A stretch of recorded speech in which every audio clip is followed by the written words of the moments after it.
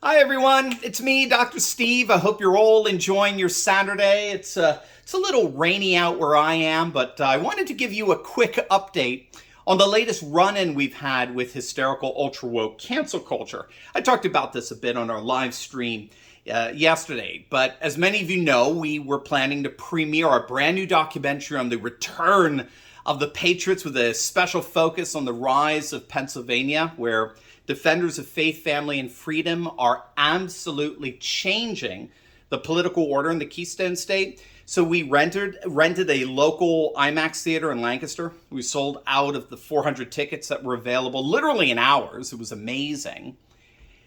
And then we learned last Thursday that a group of sad, obviously wayward, self-loathing woke activists known as Stand Up Lancaster basically threatened the movie theater with the same old tired woke rhetoric of how shocked they were to find out that their local theater would be hosting this group of dangerous right-wing extremists and all this nonsense, right? And the owner of the theater caved. He cowardly gave in to the woke mob, which isn't even that big. As I understand it, Stand Up Lancaster is basically a joke.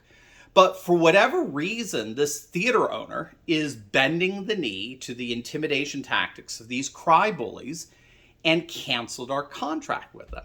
Now, it's fascinating because this is actually picking up some steam. The story's been featured in Lancaster Online, Penn Live, Politics PA, and they're all basically saying the same thing, right? They all just parrot off of each other at this point. But what I wanted to share with all of you is what's been happening behind the scenes here, which is just so cool. It's so amazing what God's been doing here. And seriously, we have had people reach out to us and call to offer prayer support right there and then. As a matter of fact, right after we found out we were canceled, literally a minute after our marketing manager and press correspondent Hannah Brusman learned of it, someone from the crowdfunding site Give Send Go called us. And Hannah picked up the phone, and the representative, without knowing what had just happened, asked if he could pray for us and for our movie premiere. They're handling our crowdfunding. I mean, it was just so absolutely beautiful. It was so moving. And we all just started tearing up when we heard about it. And it's not just Give, Send, Go.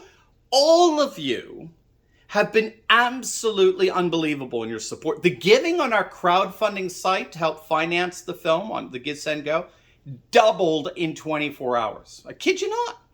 I mean, I need to write a special thank you note to the woke activists over at Stand Up Lancaster for making all of that possible. But given that they obviously never matured emotionally or intellectually past 7th grade, I don't know how much of the letter they're going to be able to comprehend. But regardless, it gets even better. You're going to love this. We have now officially secured a new venue that we'll announce on Monday. And you ready for this? It seats twice the amount of people for the premiere. So we're now going to be able to sell double the amount of tickets. So the premiere that woke activists thought they canceled is not only a go, but it's now even bigger and better than before. Now, what's the lesson in all of this?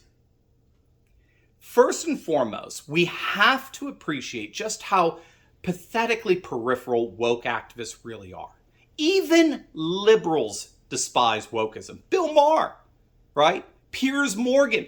There are a number of prominent public figures who, while identifying with the political left, they have overtly distanced themselves from the radically anti-democratic, anti-free speech sentiments of the woke Bolshevik left. Elon Musk, he tweeted out that his voting for Myra Flores a few weeks back was the first time he had ever voted Republican. He plans to vote a straight Republican ticket in November. And why? Because he's so turned off by the self-righteous virtue signaling and cry bullying of the demonstrably anti-democratic, anti-free speech, radical woke activists. Elon Musk actually described wokeness beautifully when he said that wokeness gives people a shield to be mean and cruel, armored in false virtue. Wokeness gives people a shield to be mean and cruel, armored with false virtue. John Cleese, the British comedian, described woke cancel culture as an indulgence of the most overly sensitive people in your culture, which inevitably leads to a radically neurotic society. We don't indulge the most overly sensitive people, no matter how much they cry, bully, and screech, because when you do, you end up with a radically neurotic society.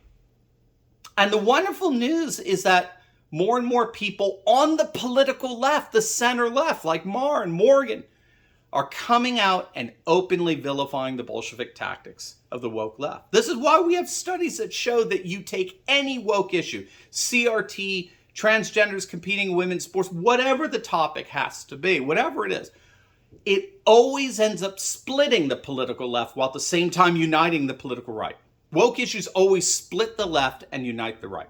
This is how Glenn Youngkin won Virginia. He pushed the whole issue of CRT and he forced Terry McAuliffe to defend it, which in turn split McAuliffe's base while uniting his own. So this is the first thing we have to get. The woke left is a pathetically peripheral movement that even political liberals despise. And so that leads to the second point, which is obvious. When it comes to woke cancel culture, your stance has to be courage, not cowardice. And this goes especially for business owners. They are going to try to bully and intimidate and threaten you with implied boycotts and the like. And you've got to remember that half, if not most, on the political left don't even buy these guys. Your business is not going to be adversely affected by a sad group of moral midgets whose bark is far worse than their bite. And this is essential because cancel culture doesn't happen with the rabid ideologues alone. It requires the compliance of cowardly business owners. When you combine the cringeworthy with the cowardly, you get cancel culture. But when the cringeworthy confront courage, they cower. They retreat because they are the anti-democratic, anti-free speech extremists. And finally, the fact that we didn't just have one, but several other venues to choose from after this shameless act of cowardice once again demonstrates the importance of what we call parallel institutions. This goes all the way back to the Soviet era. We talk about it often, when dissidents in Eastern Europe who loved faith, family, and freedom began building their own parallel social world, their own parallel economy, their own parallel institutions by which they were able to live a life of flourishing freedom in the midst of the single most repressive ideological regime the world had ever seen. We too are facing cultural Marxist ideologues who claim to be protectors of democracy while demanding our exclusion. They claim to be beacons of free speech, all the while demanding that we shut up. And by God's grace, we found a number of parallel institutions that were more than willing to host our event.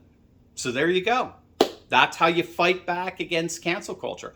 Always remember, they are the anti-democrat extremists. They're the modern book burners. They are the minority, even on the political left. Face them with courage, not cowardice, and make sure to support parallel institutions that will always have your back. Now with that, gang, I'll make sure to update you on the whole host of new tickets that are going to be available starting early next week, so you can come on and join us. And in the meantime, if you're so led, please click on that link below and help us fight back against the woke left by donating to our Give, Send, Go film fund. It's doubled in the last 24 hours. Let's see if we can double it again. And of course, as always, a huge thank you to each and every one of you. Thank you so much for standing by us as we stand up for all of us. God bless.